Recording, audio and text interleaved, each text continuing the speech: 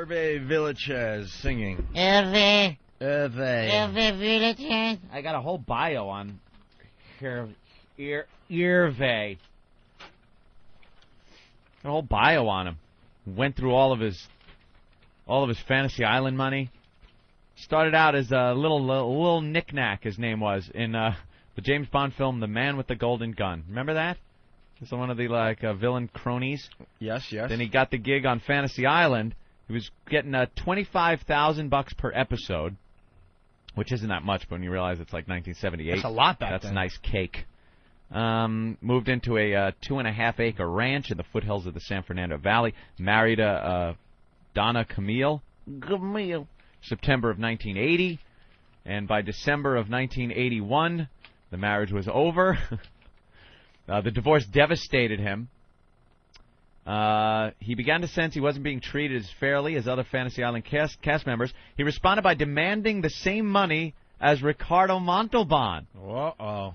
And ABC, caving into his demands, fired him. You little shit. What a dopey move.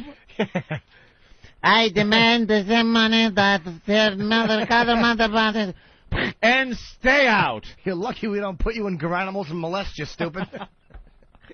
They must have been able to just take him to the front door of ABC by the scruff of his neck and the back of his pants and just toss him out onto the street. Through the mail slot. Make him leave through the dog door. Yeah, we'll think that over there, Hervé. Leaving Fantasy Island would prove to push the first domino in his teetering career.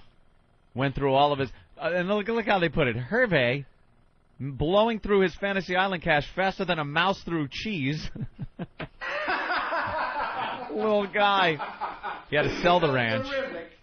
That's terrific. Went into a less than reputable rent house in North Hollywood. And he started drinking heavily. And bought a gun. Eventually using it to shoot himself in the head. His common-law wife at the time, even though she didn't live in the same house, would find his dead dwarf body. He wrote a suicide note, grabbed a tape recorder, and proceeded to his cluttered backyard, turned on the recorder, spoke into the microphone. Kathy, I can't live like this anymore. I've always been a proud man and always wanted to make you proud of me. You know you made me feel like a giant, and that's how I want you to remember me. After a bit more dwarf rambling, he said, I'm doing what I have to do. I want everything to go to Kathy. I want everyone to know I love them. In a sitting position, Hervé leaned back against the sliding glass patio door, placed a pillow against his chest, and fired the pistol into the pillow. Wow, a chest shot. That's balls.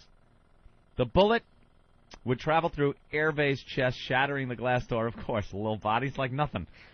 Pass through a kitchen cabinet and eventually end up lodged in the wall. The tape recorder caught the sound of Hervé cocking the pistol just before the deadly shot rang out. As he lay slumped against the glass door, he mumbled, it hurts, I'm dying, I'm dying. That's creepy. Wow! There's audio out there somewhere? It hurts. He had to say it twice. Deflame.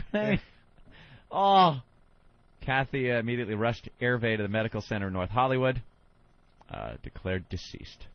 And there's one thing he was 50. They didn't highlight, that one of the problems he was having, in 1990, it would find Hervé's medical condition worsening in an increasing pain from internal organs that were too large for his body. Too large for his little body. his little liver and little heart. Like all stuffed in that little body. Excerpts from his suicide note. I have to do what's right. At 6 years old, I knew there was no place for me. Who believed my something illegible best friend girl will not call my mom to answer the questions. I hope she does not hurt. I'm still alive. Please know Kathy has the right of attorney over my health and my belongings. I love you all very much. It's one of just my problems. Boy, come on. You're committing suicide? You can't make your last note really nice and legible? Love you, Mom. My brothers, you didn't exist to my heart. You never care, only about yourself since 1955. You remember? Kathy did her best. You didn't, so she deserves everything. 3 a.m. I can't miss with a dumb bullet. Ha ha. Never one knew my pain for 40 years or more. Have to do it outside. Less mess. All right, he's being courteous at least. Apparently not. It went right through the pillow into the kitchen and lodged in a cabinet. Yeah, but it's better than fidget blood all over your rugs. How do you get that out? Wow, that's pretty good. I guess he didn't like his brothers.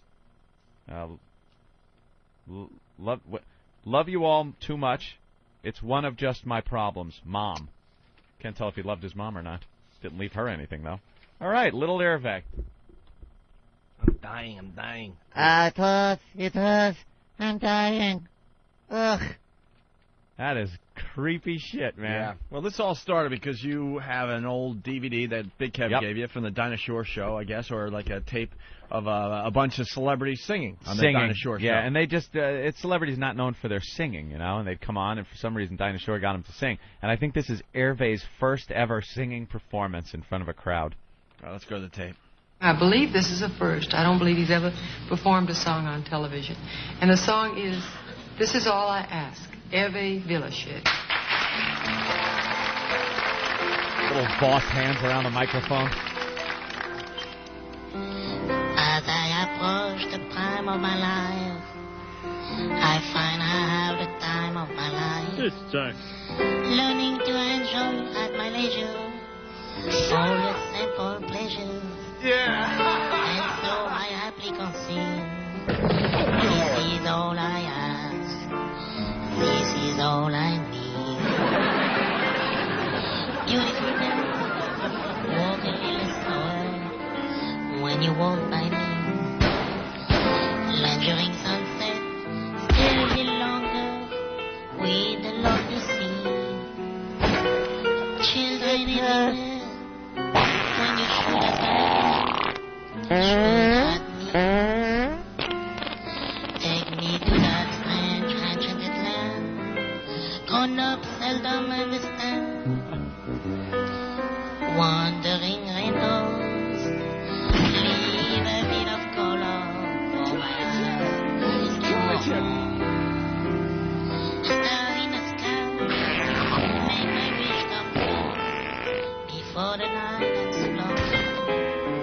And let the music play as long as there is song to sing. And I will stay younger than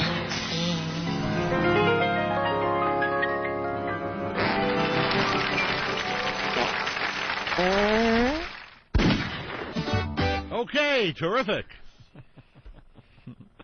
Yeah, well. It wasn't as bad as I thought it would be. Ugh.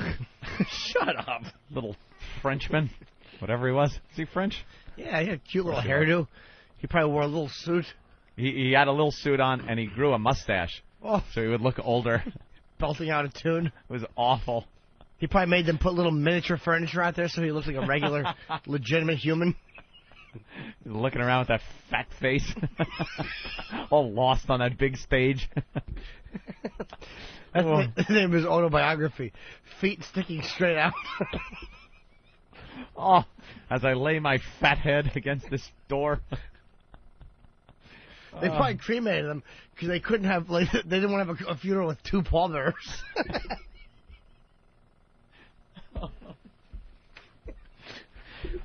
Hook him up to a dog sled. Just pull this thing, would you? Poor little guy. Why do you opt for the chest shot? Oh, what a, because that fucking fat head, the bullet would have just lodged a quarter-inch in and not budged. He probably couldn't reach his head. Couldn't turn the gun around. Oh, use this thumb, that big fat thumb in there probably to turn the gun around. Oh, poor little Hervé. Held it with both hands.